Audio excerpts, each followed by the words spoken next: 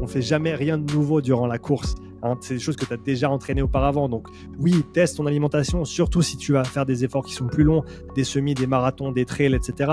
Pratique ta nutrition à l'entraînement parce qu'on sait que c'est une composante indispensable, notamment si ton effort va faire plus d'1 heure. Est-ce que tu recommandes tout le temps de prendre des glucides pendant l'effort ou pas spécialement? Est-ce qu'il y a un intérêt aussi à ne pas en consommer? C'est quoi ta vision dessus? Est-ce que je vais chercher justement à améliorer la performance de ma séance en consommant des glucides ou est-ce que je vais chercher au contraire à essayer de vider un petit peu mes stocks de glycogène pour créer des adaptations derrière? Je pense que pour répondre à cette question, à mon avis, la question la plus intéressante, c'est celle où on recule d'un cran et on se dit est-ce que mon apport énergétique pour le travail que je fais de manière générale est suffisant? Et ça, c'est extrêmement important de bien s'alimenter par rapport aux efforts que tu fais, de manger assez par rapport à ce que tu demandes à ton corps. Et d'ailleurs, Vincent Foulonneau, pour revenir sur lui, on en avait parlé sur ses entraînements à lui, quand il s'entraînait encore pour ses courses de rameur indoor, qui mangeait pas mal de travail à moyenne intensité, pas mal de tempo, pas mal de seuil.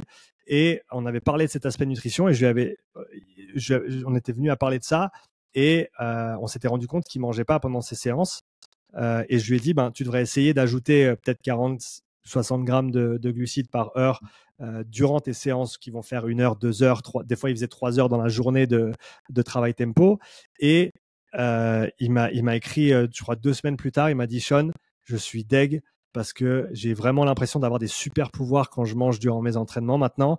Et je me rends compte que je me suis entraîné pendant des années et j'ai peut-être pas mangé assez par rapport à ma charge d'entraînement. Donc, si tu t'entraînes beaucoup, c'est très très important de bien s'alimenter et de s'alimenter assez. Et notamment dès que les séances vont durer plus d'1 heure, concrètement, moi je dirais que l'idée globale de se dire, voilà, si je cours ou si je fais du vélo pendant plus d'1 heure, il faut que je mange quelque chose. Après, je pense pas que tout le monde doive mesurer les grammes et puis quantifier de cette manière-là ou manger 120 grammes de l'heure comme les cyclistes pros ils font. Non, mais voilà, mange une banane, prends des fruits secs, idéalement des choses que tu digères bien. Hein. Donc, ne va pas prendre quelque chose que tu n'as jamais mangé avant durant ta première course. On ne fait jamais rien de nouveau durant la course. Hein. C'est des choses que tu as déjà entraînées auparavant. Donc oui, teste ton alimentation, surtout si tu vas faire des efforts qui sont plus longs, des semis, des marathons, des trails, etc. Pratique ta nutrition à l'entraînement parce qu'on sait que c'est une composante indispensable, notamment si ton effort va faire plus d'1 heure. Et si ton entraînement va faire plus d'1 heure, je dirais que oui, c'est intéressant de s'alimenter pour t'assurer que tu aies une meilleure qualité d'entraînement, pour t'assurer que tu vas mieux récupérer et que tu sois surtout être prêt pour la séance d'après. Après, une fois que tu arrives à un certain niveau, et il y en a qui le font en triathlon, il y a Caroline Spick qui en parle assez fréquemment, de faire varier en fait cet apport glucidique selon la période de l'année pour potentiellement engendrer certaines adaptations d'oxydation des graisses, etc.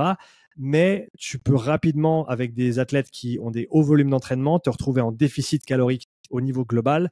Et là, tu commences à jouer avec des choses qui peuvent être très, très, très problématiques, pas juste pour la performance, mais même pour la santé.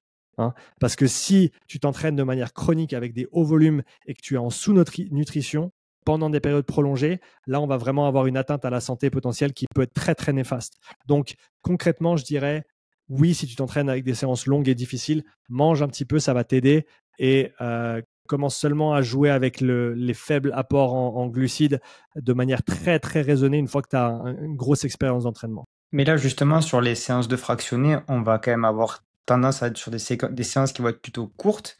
Donc toi, tu conseilles pas forcément de prendre des glucides. Alors, est-ce qu'il y a quand même pas un intérêt en termes de performance de la séance? Est-ce que ça va pas, même si c'est une séance courte, on sait que ça va quand même bien vider le glycogène. Est-ce qu'il y a quand même pas un intérêt à en consommer justement sur des séances courtes mais intenses? Après, elle est entourée d'un échauffement, il y a une mise en Ouais, c'est température. ça, Enfin, tu as 15-20 minutes d'échauffement avant d'attaquer ton fractionné si tu fais bien les choses. Tu as peut-être 20-30 minutes de fractionné, et puis tu finis avec peut-être 10 minutes de récup active. Tu es vite sur l'heure.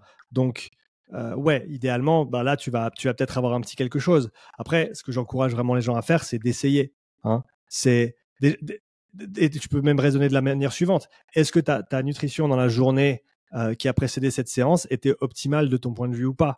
Est-ce que tu as mangé un bon déjeuner? Est-ce que tu as bien mangé à midi?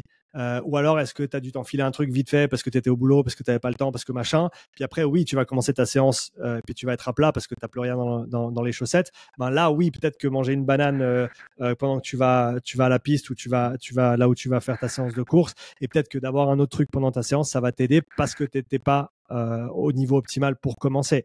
Mais je dirais que c'est, encore une fois, en dessous d'une heure, c'est individuel. Et de ce que je comprends, tu vas pas avoir de gain de performance énorme ou significatif si tu as une séance de fractionné courte, que tu manges ou pas. C'est vraiment à partir de l'heure où ça semble être le plus important. Donc forcément, sur du fractionné, c'est peut-être pas là où tu en auras le plus besoin parce que typiquement, ça va être plus court. Mais dès que tu passes sur des tempos, sur des seuils qui vont durer un petit peu plus, là, je dirais que ça commence à devenir intéressant de le faire. Et encore une fois, teste-le, regarde si ça t'apporte quelque chose. Et même si c'est juste pour le goût et parce que tu sens que ça t'aide un petit peu, fais-le, ça te fera pas de mal, ça c'est sûr. Oui, la banane, elle rassure, elle fait du bien quand même avant de. Ah oui, Non parce que tu as un peu plus en circulation, parce que ça te réveille un petit peu. Il n'y a pas de mal à le faire. Et c'est pas parce qu'il n'y a pas de data scientifiques qui nous disent qu'il faut pas le faire. Je suis pas du tout de cette mouvance-là. Je cherche pas une randomisée double aveugle contrôlée pour te dire il faut faire ça ou il faut pas faire ça. Donc, c'est pour ça que je dis teste-le sur le terrain, regarde si ça a du sens pour toi et si ça t'aide, fais-le.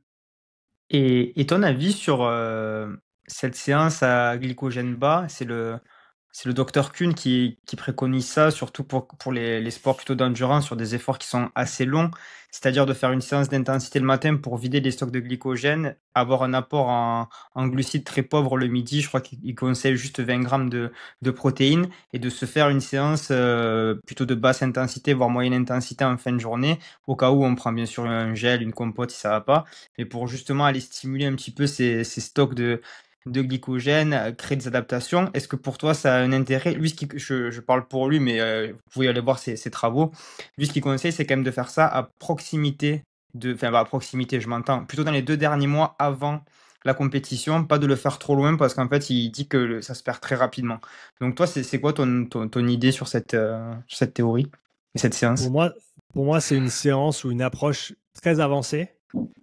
Et la majorité des gens ont même pas à la considérer dans leur entraînement parce que la majorité des gens ne s'entraînent pas 2 fois par jour. Parce que déjà, si tu t'entraînes pas déjà 2 fois par jour, si tu t'entraînes pas 8 à 10 fois semaine, je pense que ça rentre même pas dans les options de ce qu'il faudrait faire. Parce qu'encore une fois, c'est des méthodes avancées et si tu le fais, il faut prêter double attention à refaire les stocks après. Parce que tout ce que tu n'as pas mangé à midi, Oui, il bien faut sûr. que tu le reprennes après pour ta balance calorique globale. C'est pour ça qu'au début, je t'ai dit, pour moi, la vraie question, c'est on vient en pas en arrière. Est-ce que ton apport global, il est suffisant ou pas? Parce qu'au final, c'est ça qui va compter. Après, on peut s'amuser à des fois on est en déficit, des fois on mange un petit peu moins, là on est un petit peu moins, donc peut-être il y a des adaptations positives. Et il semblerait que ce soit le cas de par ce qu'on voit dans la littérature, de par les expériences de terrain, en tout cas des coachs qui le mettent en pratique, mais avec le gros astérisque de se dire il faut que tu aies mérité ce genre d'approche avancée et il faut surtout que tu manges assez après. Donc c'est pas dire voilà je suis à jeun à toutes mes séances parce que je vais mieux m'adapter. Ouais, tu vas surtout te sous-nourrir sur la durée et ça aura des effets néfastes sur ta performance, voire même ta santé. Donc attention.